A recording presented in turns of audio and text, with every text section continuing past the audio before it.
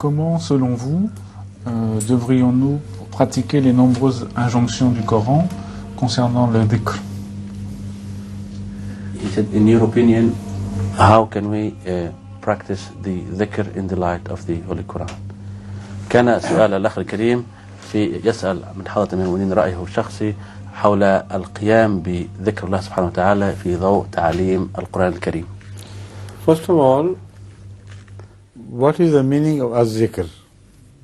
Without understanding it, how can you perform it? The most important meaning of az-zikr is the Quran itself. Az-zikr is the book. So when you read it, you do zikr. Then zikr Rasulah, Hazrat Muhammad Rasulullah sallallahu alaihi wasallam, who is zikr personified.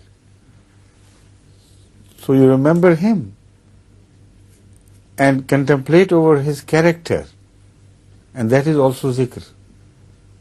Because he had lost his own self in the love of God so completely that when you look at him, you look at some attribute of God is displayed in him, as best as it can be displayed in humans. So this is the true zikr. The other azkar which people have made, Sufis have done, they are just, an attempt on their part. You cannot condemn the attempt, but whatever is short of these two azkar, less than that, is definitely not the zikr which the Holy Quran reminds you of. The best zikr is the Quran. The best manifestation of the zikr, living manifestation, is Hazrat Muhammad Rasulullah sallallahu alaihi wasallam.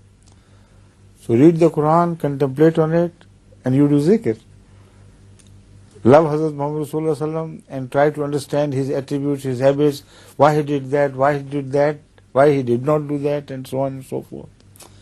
Try to read things underneath his sayings, the profound wisdom which is in every expression which he made, every statement which he made.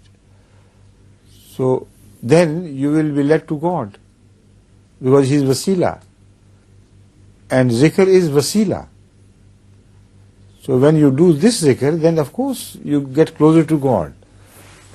And another wider meaning of zikr is الَّذِينَ يَذْكُرُونَ اللَّهَ قِيَامًا وَقُعُودًا وَعَلَى جُنُوبِهِمْ وَيَتَفَكَّرُونَ فِي خَلْقِ السَّمَاوَاتِ وَالْأَرْضِ. The Holy Quran has explained itself the meaning of zikr in the general terms. Those who love God, and when you love somebody, only then you do this zikr which is mentioned in the Quran here. If you fall in love with somebody, you keep thinking of him and trying to mention him somehow. At every excuse, you say, oh yes, this is like that, There was somebody who loved his child so much that all his calendar began with the birth of that child. Anything happens, he would mention his child.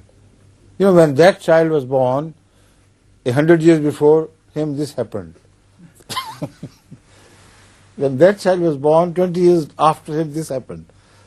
So he could not remain without mentioning his child.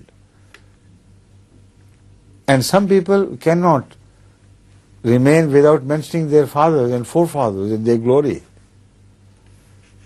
So the Holy Quran also speaks of this. Says, remember God like you remember your Abba, or Ashadda Zikra.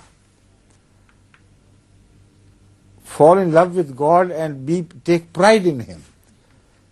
So this second point of pride also is covered by the zikr. But he tells me the time is over. So from tomorrow, inshallah, we will take up the translation of this bit and start into other questions, enter in the new question.